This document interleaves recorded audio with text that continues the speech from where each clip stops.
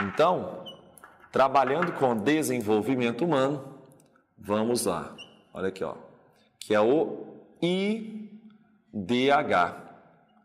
É interessante você pensar no próprio termo, né, gente? Desenvolvimento humano. Tá? Porque o que é desenvolvimento humano não é muito subjetivo? Isso, inclusive, é uma crítica feita ao IDH. Desenvolvimento humano é desenvolvimento humano em qual sentido? Você tem que padronizar. Então, quando eu penso no IDH, imediatamente a gente tem que pensar na evolução do desenvolvimento humano. Evolução do desenvolvimento. Professor, por quê? A partir da década de 90, nós criamos um importantíssimo indicador, que é o chamado IDH. E esse mesmo IDH passou a ser a grande régua internacional em relação a nível de desenvolvimento de uma população. Tá? O IDH ele se baseia em quê, professor? Ele se baseia em 3 grandes eixos centrais. Tá? O primeiro eixo seria o eixo correspondente ao quê? Correspondente à educação. Evidentemente, gente, não tem como trabalharmos com desenvolvimento humano sem educação. A base do desenvolvimento humano é justamente esse tópico. E nesse caso, a gente pode pensar a educação como partindo de 2 princípios. Como eu disse para vocês, no passado, os 2 princípios mensurados pela educação seria a taxa de analfabetismo de uma população, o que, como eu disse, é a coisa mais fácil do mundo de você falsear. E a segunda questão seria a presença e o número de matriculados em uma determinada escola, o que também é muito fácil de você falsear. Por quê? No caso do Brasil, se você só oferecer alimentação nas escolas, você já aumenta drasticamente o número de matriculados, dada a condição socioeconômica da nossa população. Então, logo, em linhas gerais, a educação será mensurada como? A educação será mensurada a partir da expectativa de vida escolar. Expectativa de vida escolar. Professor, o que é isso? Tá? Quando uma criança entra na escolinha, qual é a expectativa de vida que ela vai ter na academia? Tá? Vida acadêmica dela.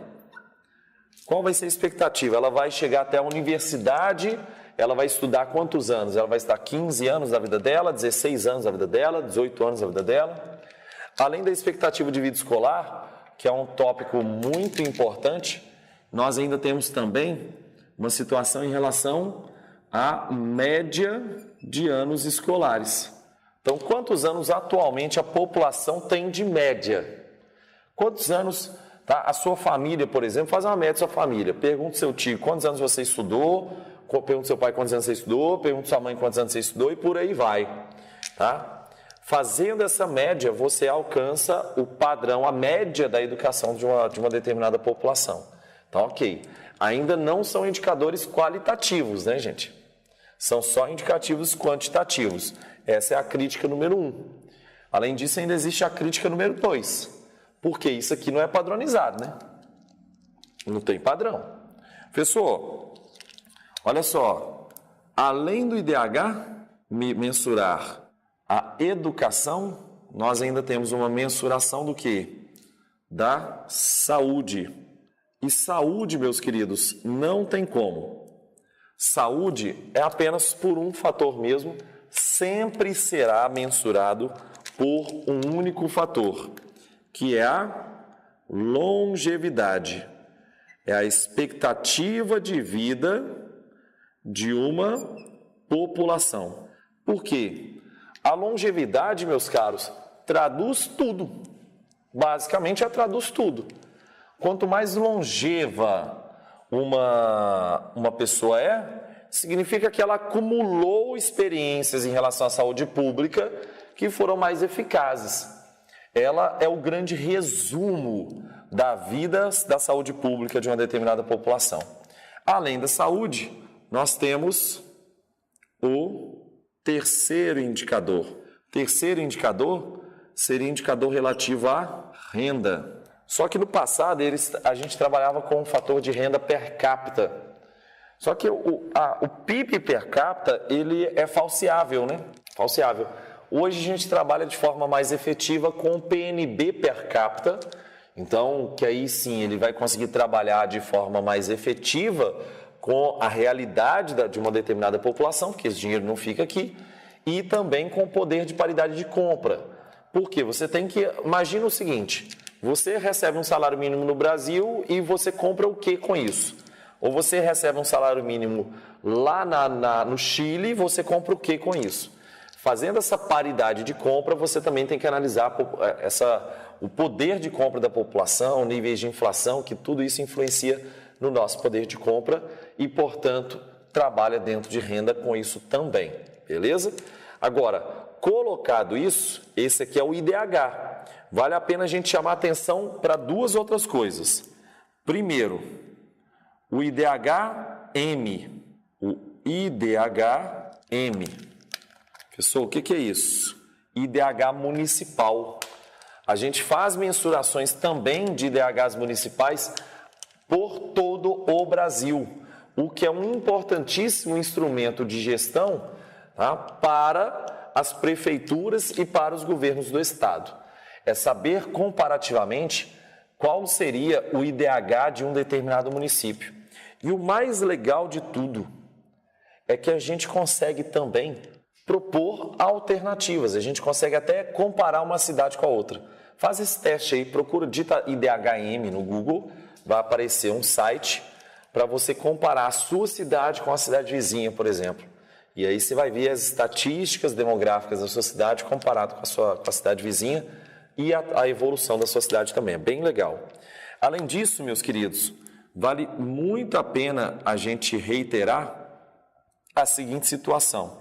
Onde está a sustentabilidade na mensuração do IDH? Porque é interessante você pensar nessa crítica aqui. Professor, por que você fala isso? Porque sem sustentabilidade, você não mede desenvolvimento humano. Olha o ponto triste aqui. Você vira para mim e fala assim, Estados Unidos tem IDH muito elevado, tá? O IDH é dividido em baixo, médio, elevado e muito elevado. O Brasil teria o IDH elevado, beleza?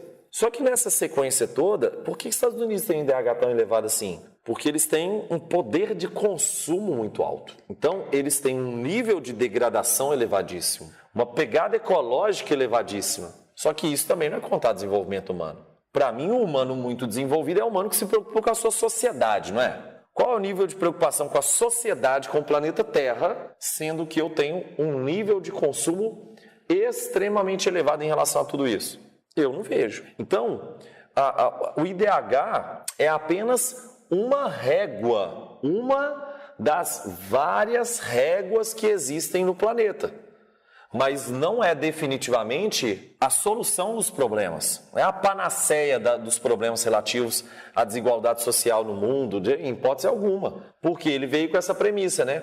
O paquistanês e o indiano, que ganharam inclusive o Prêmio Nobel de Economia com isso, eles criaram o IDH e falaram assim, agora a gente tem um instrumento de gestão para poder melhorar aqueles países que estão lá na rabeta, né? Beleza, vamos pegar aqueles países e dar uma impulsionada neles. Aconteceu? Não. Já que não aconteceu, nos lascamos, véio. Nos lascamos. Então, por isso que, assim, sinceramente, o IDH ainda fica muito aquém de mensurar efetivamente o desenvolvimento humano. Ele é apenas um parâmetro de comparação, uma régua comparativa com muito poucos, mas muito poucos mesmo parâmetros. Então, isso aqui tem que ser questionado e tem que ser colocado em xeque, beleza? Quaisquer dúvidas eu estou à disposição de vocês pelas redes sociais, o Instagram lá, que é o @vitingel, e também estarei à disposição aqui pelas redes sociais do quadro. Um grande abraço e tchau, tchau.